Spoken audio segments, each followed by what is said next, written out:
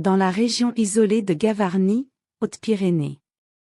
Où les montagnes semblent embrasser le ciel, une légende ancienne murmure au vent, parlant des esprits capables de prendre l'apparence de voyageurs errants.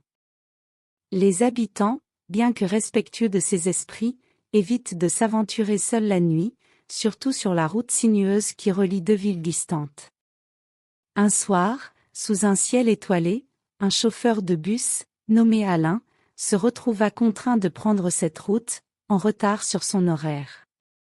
La société de transport, pressée par le temps, l'avait chargé de transporter un bus vide, promettant une prime pour sa diligence. Alain, bien que fatigué, accepta, ignorant les histoires qui entouraient cette route. Alors qu'il roulait, perdu dans ses pensées, un contrôleur de bus lui fit signe de s'arrêter.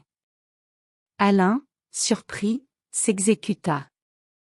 L'homme, vêtu d'une tenue traditionnelle, lui indiqua que des passagers attendaient à cet endroit.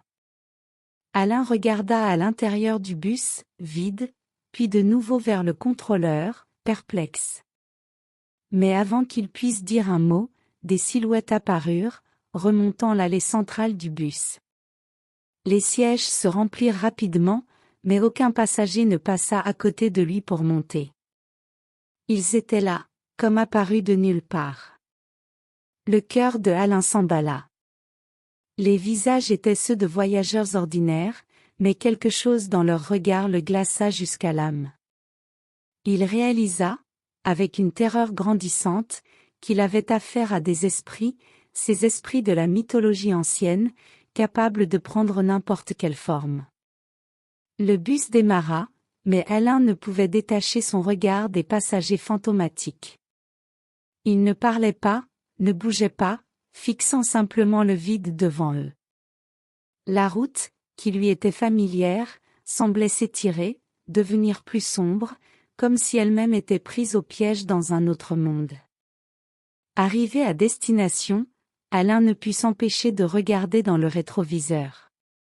Les sièges étaient à nouveau vides. Les esprits avaient disparu, laissant derrière eux un silence pesant. Après cet incident, Alain ne fut plus jamais le même. Il commença à éviter les routes solitaires, à se questionner sur la réalité de ce qu'il avait vécu. Les médecins diagnostiquèrent un trouble de stress post-traumatique, mais Alain savait au fond de lui que ce qu'il avait affronté était bien réel. Les années passèrent, mais la légende du bus des ombres persista, rappelant à tous les dangers qui rôdent dans l'ombre de l'inconnu, dans les terres où les frontières entre le monde des vivants et celui des esprits sont parfois si ténues. Aimez cette vidéo si elle vous a plu, partagez-la pour inspirer d'autres personnes, et abonnez-vous pour recevoir des notifications à chaque nouvelle vidéo. Votre engagement nous motive à aller encore plus loin